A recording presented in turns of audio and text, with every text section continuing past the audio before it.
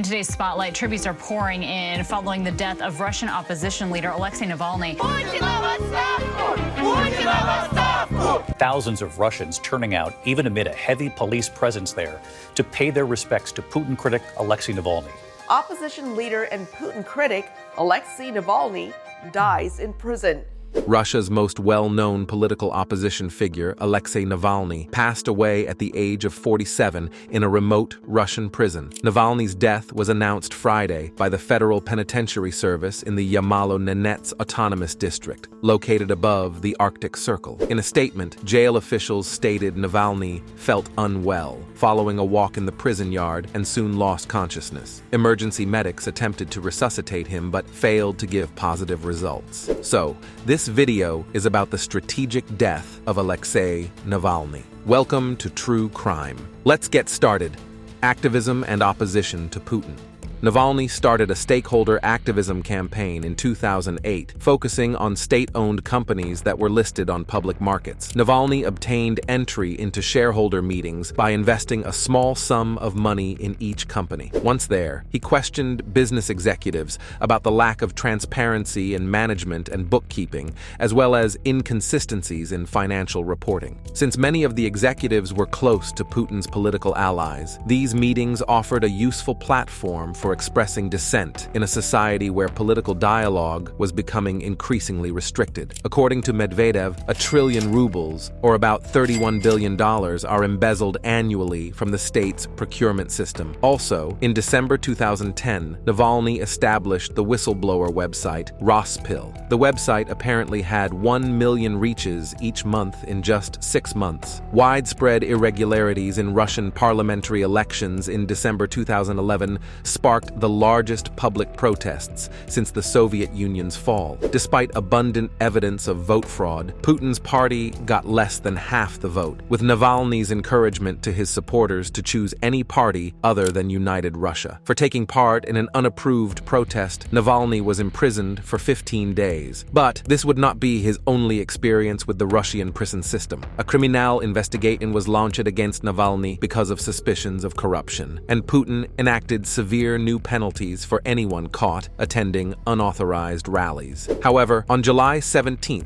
2013, Navalny declared his candidacy for Moscow mayor. The next day, in a trial that many believe to have been politically driven, he was found guilty of embezzlement and given a 5-year prison sentence. Soon after, thousands of protesters crowded Moscow's streets, and the next day he was surprisingly released, pending the hearing of his appeal. He was capable of moving forward with his mayoral candidacy after his release. Navalny conducted a strong campaign, interacting with people casually on the streets, advertising himself online, and posting glossy posters of himself with his family. In October of that year, an appeals court upheld Navalny's conviction for embezzlement, but in an unexpected twist of events, the court also suspended his prison sentence, granting him freedom. Although his criminal conviction prevented him from running for elected office in the near future, it did not prevent him from participating in other political activities. In this respect, the outcome fit the new policy, masterminded by Putin's aide Vyacheslav Volodin, of competition without change. Navalny's activity and attempts to participate in the Russian political system would continue, and his imprisonment by the Putin regime became a regular occurrence. Regarding fraud charges, Navalny was sentenced to 3.5 years of suspended sentence in December 2014, and his brother Oleg was given a 3.5-year prison sentence for the same offense. Navalny's unexpectedly strong exhibiting in the 2013 Moscow mayoral election prompted Putin to create managed democracy, a system whereby the basic structures and procedures of democracy were maintained, but the outcomes of elections were largely predetermined. However, United Russia declared victory, but election observers once more recorded a number of anomalies, such as ballot stuffing and duplicate voting. Because of his suspended prison sentence, election officials had declared that Navalny could not run against Putin for president. In response, Navalny called for a boycott of the election. Unsurprisingly, Putin won an enormous victory in an election labeled by the independent monitoring group Golos as being rife with irregularities,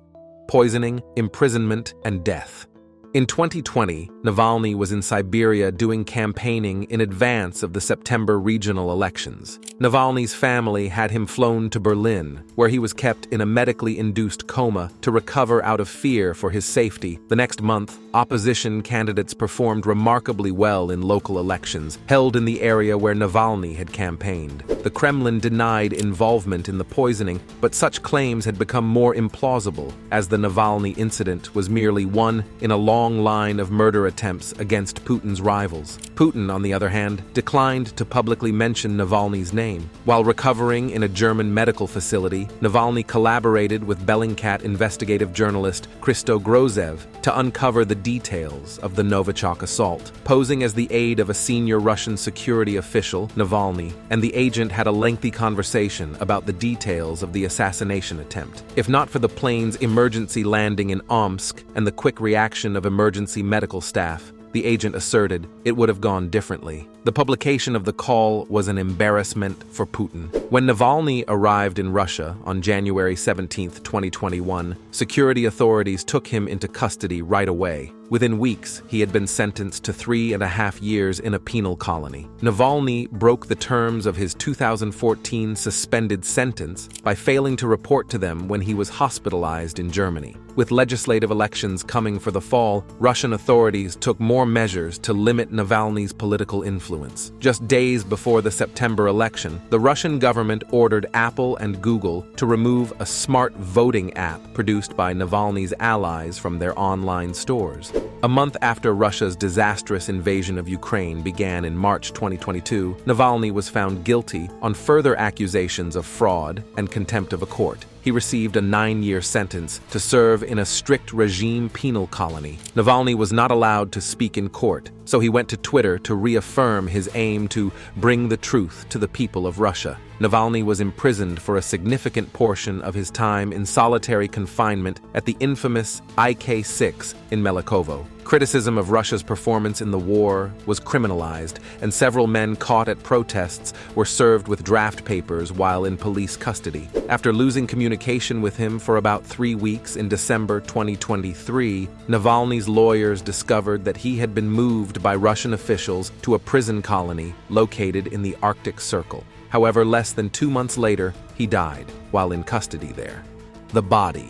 It's unclear where Navalny's body is. Unidentified sources told Novaya Gazeta that the body had been transferred to the morgue at the Salykar District Clinical Hospital. According to the publication, his heart stopped for an unknown reason. According to some Russian media, a special investigative team has arrived from Moscow, but it is unclear when the post-mortem will take place. However, numerous governments and international organizations in the West have made accusations against the Russian government in relation to his death. Finally, conducted by Grozev and Bellingcat, the documentary Navalny 2022 focuses on Navalny's poisoning, recovery, and the investigation. Even the film received an Academy Award and a British Academy of Film and Television Arts, BAFTA, Award for Best Documentary. Our thoughts and prayers go out to those involved. We hope you enjoyed our true crime overview of Alexei Navalny and his death. Be sure to be a True Crime subscriber and hit the bell icon to never miss another true crime video. Leave a comment and a like to show your support. Until next time, stay safe, and if you have a true crime story you would love to see, please be sure to leave in the comments below. We look forward to seeing you in our next video.